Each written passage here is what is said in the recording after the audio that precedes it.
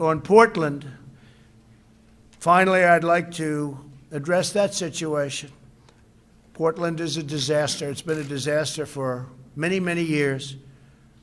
Brave federal law enforcement officers single-handedly, they single-handedly saved the federal courthouse in Portland from lawless rioters and agitators and anarchists, and that's what they are. You know, when you find Molotov cocktails in somebody's knapsack and they say, no, I'm just here to have a good time. These are really sick, disturbed people. The disgraced mayor of the city has ordered the police to stand down in the face of rioters, leaving his citizens at the mercy of this mob. He was at the mercy of the mob, too. If you saw him go out there the other day, it was terrible. He went out there and they wanted to rip him apart. But fortunately, he had 5 people with him, called security. Mayor Wheeler has abdicated his duty and surrendered his city to the mob. As a result, the mob descended upon a police precinct and tried to burn it down, tear it down, rip it down, an act of attempted murder. Left-wing violent extremism poses an increasing threat to our country, and we stop it. You have no idea how much we stop, but it's an ideology we have to stop. When you commit arson, this is a quote from the mayor. He's come a long way, just made this quote. When you commit arson with an accelerant in the attempt to burn down a building that is occupied by people who have intentionally been trapped inside, you're not a demonstrator or you're not demonstrating, said Mayor Whelan. You are attempting to commit murder. That's come a long way. He's come a long way when he made that statement.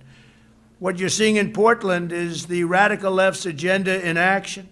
Portland is their roadmap for America. If the radical left gets in and they treat Joe Biden as a puppet, he's merely a puppet. But if the radical left gets in, they look at Portland as a thing that they want. That's what they want.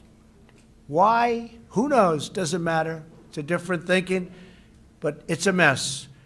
And I want to thank Homeland Security. They've done a fantastic job. We had our people go in. They stopped any intrusion into the courthouse, and the courthouse was saved, and other federal buildings were saved.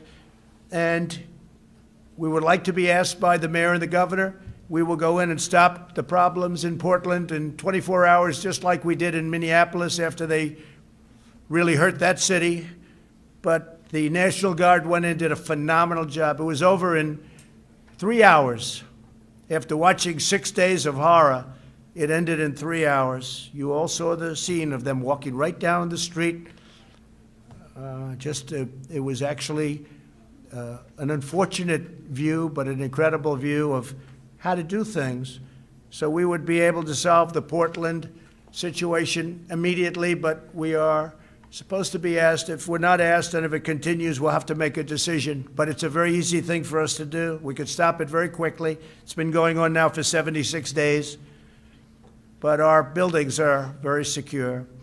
If the Democrats controlled in Washington, the Democrats' control of Washington, they'd pass, with all of the things they do, legislation gutting every single police department in America.